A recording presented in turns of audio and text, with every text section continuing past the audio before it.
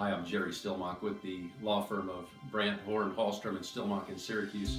We have offices in Syracuse and Nebraska City. Actually, we've been a part of the Syracuse legal community and business community for almost 4 decades now.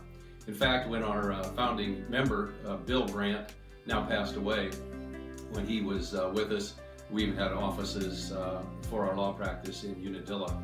Joy, my wife, and I moved to Syracuse in the early 90s. We had 2 sons at the time, Andy and Nate, and when we moved to Syracuse then, we were blessed by God with 2 additional children, Mitch and Tim.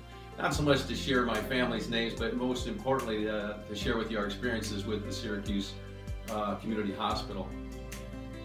Of course, with 4 boys in the house and being athletes and going from sport to sport, there were injuries, bumps, bruises, and so forth. But you know, the more severe types of injuries, broken bones, you know, those the nights where your 2-year-old is coughing unceasingly, you wonder if that gasp is getting closer to the point where you need to get them to the hospital.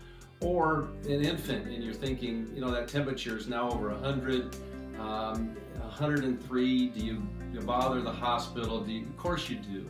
And that's why it's so helpful to have the hospital here in Syracuse. Can you imagine having to drive 40 minutes or somewhere to travel to get to a hospital in the middle of the night where we have it right here in our community? A couple things about the injuries to the boys. You know, the broken bones, as I said, those were taken care of here in Syracuse. The middle of the night emergency calls, whether it's not emergency calls, but calls where they needed to go to the hospital at 2 o'clock in the morning. There was the staff and most importantly the hospital there to assist us. Very important for Joy and I. You know, as a term in the legal field, time of the essence. It simply means, of course, that a party that is required to act in time is of the essence, then they're going to be held to that strict time frame. Carry that over to the medical field and how important it is that time is of the essence in so many critical areas.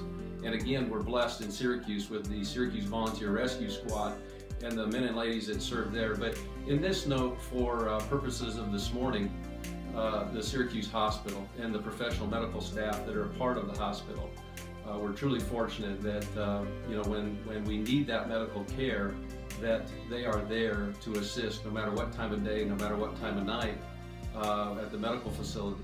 Now, what Joy and I, making a contribution to assist in the fundraising efforts for the new hospital, what we did is we watched that the administrators at the hospital and the board recognized that Syracuse needed to expand and have a new facility. The way Joy and I looked at it was that, you know, we didn't do anything to get the hospital, the current hospital, in place the many years ago that it was built, but we've taken full advantage of it with the times that we've needed the medical assistance.